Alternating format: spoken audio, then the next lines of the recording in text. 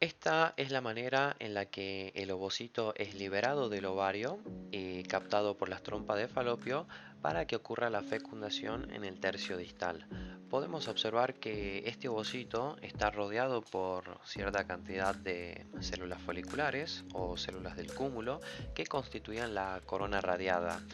Este ovocito es un ovocito secundario que es muy grande y viéndolo desde adentro hacia afuera podemos observar primero que presenta una membrana plasmática, después tiene una zona pelúcida y después tenemos las células del cúmulo o las células foliculares.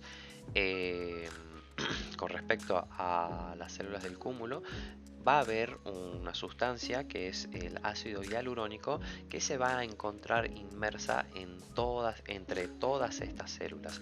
Entonces, los espermatozoides tienen que establecer contacto con estas envolturas y atravesarlas para poder llegar a tomar contacto con lo que sería la membrana plasmática del ovocito.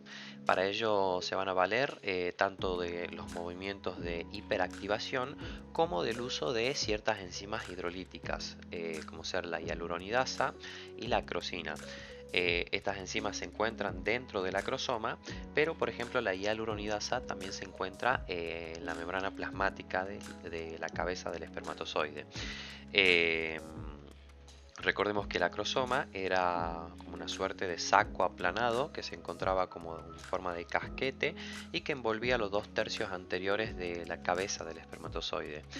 La fecundación se va a iniciar cuando no más de 100 espermatozoides completamente diferenciados lleguen hacia el tercio distal o tercio externo de la trompa de falopio y establezcan contacto con estas células foliculares o células del cúmulo que van a rodear al ovocito. Y el primer proceso que va a ocurrir entonces va a ser la penetración de la corona radiada. Es lo primero que va a ocurrir, o sea, va a llegar el espermatozoide y va a tomar contacto con lo primero que se encuentra es con las células del cúmulo. Entonces, lo que va a ocurrir en ese momento, todavía el espermatozoide tiene el acrosoma intacto, o sea, no ocurrió la reacción acrosómica. El espermatozoide va a tratar de alcanzar la zona pelúcida, entonces lo que tiene que hacer es atravesar esa corona radiada. Y para ello va a utilizar esta enzima que habíamos mencionado, que es la hialuronidasa. Esta enzima que se encuentra en la membrana plasmática, como dijimos, es químicamente idéntica a la que está dentro del acrosoma, va a ir degradando al ácido hialurónico que se encuentra entre todas las células de la granulosa y va a ir constituyendo o formando como una especie de túnel en ese ácido hialurónico que une a las células foliculares, y a través de ese túnel va a ir atravesando el espermatozoide y va a ir avanzando impulsado gracias a las fuerzas mecánicas, digamos, derivadas tanto de los movimientos de hiperactivación. Este, Así, digamos, mientras la hialuronidasa va digiriendo este cemento, lo va rompiendo básicamente, los movimientos de hiperactivación van a ir empujándolo al espermatozoide prácticamente, van a ir haciéndolo avanzar hasta que llegue hacia la zona pelúcida. Muy probablemente este mecanismo actúe como un filtro selectivo para que solamente lleguen hasta la zona pelúcida los espermatozoides más aptos. O sea, ya de por sí a esta zona llegaban muy pocos espermatozoides debido a todas las adversidades que tenía que enfrentar el espermatozoide desde que ingresaba a la vagina, como el pH del medio, un montón de adversidades. Todavía A esta altura siguen existiendo filtros selectivos para que solamente lleguen los espermatozoides más aptos. Reconocimiento y adhesión. Una vez que los espermatozoides atraviesan las células foliculares, van a llegar hasta la zona pelúcida y deben adherirse con ella firmemente. Pero antes de que esto ocurra, deben reconocerse.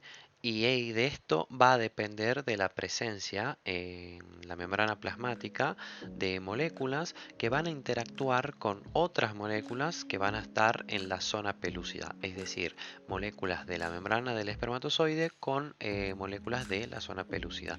Y una vez que se produzca el reconocimiento y la adhesión, que sería imposible si los gametos fueran de diferentes especies, se va a iniciar la reacción acrosómica.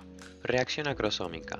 La reacción acrosómica se va a desencadenar cuando el espermatozoide se pone en contacto con la zona pelúcida de el ovocito. Esto lo que va a hacer es aparecer múltiples áreas de fusión entre la membrana plasmática del espermatozoide y la membrana externa del acrosoma. Se van a empezar a fusionar ambas membranas en distintas zonas y esto va a causar que se formen varios poros, y por estos poros van a escapar las enzimas hidrolíticas, esas que estaban dentro del acrosoma. Y como este proceso lleva a cabo la desaparición de ambas membranas, o sea, de la membrana acrosomal externa y de la membrana plasmática, la membrana interna del acrosoma, la membrana acrosomal interna, es la que se va a terminar convirtiendo en la nueva membrana plasmática de la región frontal del espermatozoide, como se observa en la imagen. Y la reacción acrosómica, recordemos, sí o sí se va a producir después de que un receptor específico de la membrana plasmática del espermatozoide interactúe con una glucoproteína que es la ZP3 de la zona pelúcida.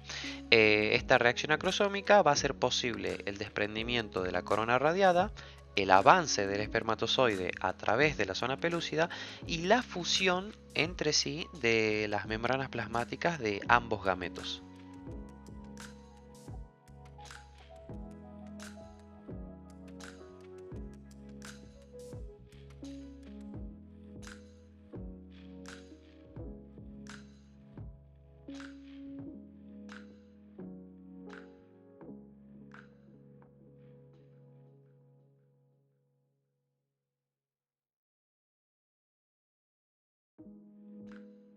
Antes de que el espermatozoide penetre a la zona pelúcida, ocurre el proceso de denudación. ¿En qué consiste la denudación? En el desprendimiento de la corona radiada. Eran todas esas células foliculares que rodeaban al ovocito, se terminan separando y se dispersan por acción de la hialuronidasa, que era la enzima esta que degradaba el ácido hialurónico. Pero en este caso, la hialuronidasa corresponde a la que está en el interior del acrosoma, mientras que la que degradaba inicialmente era la que se encontraba en la membrana plasmática del espermatozoide. En este caso, la hialuronidasa es la que está dentro de los acrosomas y termina hidrolizando a ese ácido hialurónico que las mantenía unidas. Una vez ocurrido todo esto, vamos ahora a la penetración de la zona pelúcida.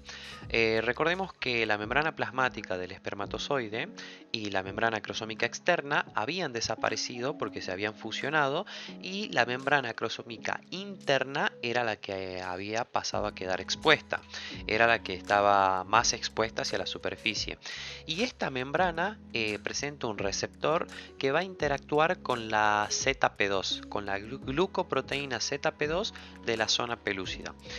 ¿Y qué va a causar esta interacción? Bueno, esta interacción va a crear, digamos, entre ambos las condiciones para que el espermatozoide pueda atravesar la zona pelúcida en busca de la membrana plasmática y luego se fusione.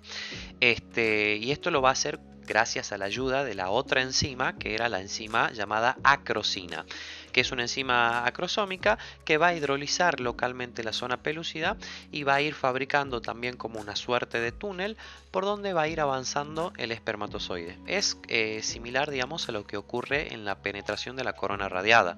El espermatozoide va a avanzar gracias a la fuerza mecánica generada por esos movimientos de hiperactivación. La acrosina va a ir formando este túnel, digamos, debido a que va hidrolizando diminutas porciones de la zona pelúcida a medida que va avanzando el espermatozoide. Y esta hidrólisis es muy controlada porque la enzima no se libera como acrosina directamente, sino que se libera como proacrosina, que es un precursor, y se va a activar solamente cuando el receptor de la membrana acrosómica interna interactúe con la ZP2 que va encontrando su paso. Entonces el espermatozoide va avanzando, digamos, por un túnel medianamente regulado, o sea, una hidrólisis controlada. El siguiente proceso que ocurre en la fecundación es la fusión. Si bien la zona pelúcida es atravesada por muchos espermatozoides, solamente uno va a establecer íntimo contacto con la membrana plasmática del ovocito secundario. Cuando esto suceda, van a cesar los movimientos de hiperactivación. Las membranas en contacto se van a fusionar y entre los citoplasmas de ambos gametos se va a establecer la continuidad que permite la entrada del contenido del espermatozoide dentro del ovocito. Por parte del espermatozoide, la zona, digamos, la membrana que se va a fusionar va a corresponder a la región ecuatorial de la cabeza. Y con respecto al ovocito, puede ser cualquier zona de su superficie excepto la aledaña al núcleo, o sea, la que está cerca del núcleo. La membrana plasmática del ovocito tiene una característica muy importante y es que presenta microvellosidades y van a ser precisamente con ellas que se va a fusionar la membrana plasmática del espermatozoide. El contenido que incorpora el espermatozoide al interior del ovocito va a tener una evolución dispar. El ADN y el centriolo del espermatozoide van a ser aprovechados, mientras que las mitocondrias, esas que estaban en el cuello del espermatozoide, y el axonema terminan desapareciendo.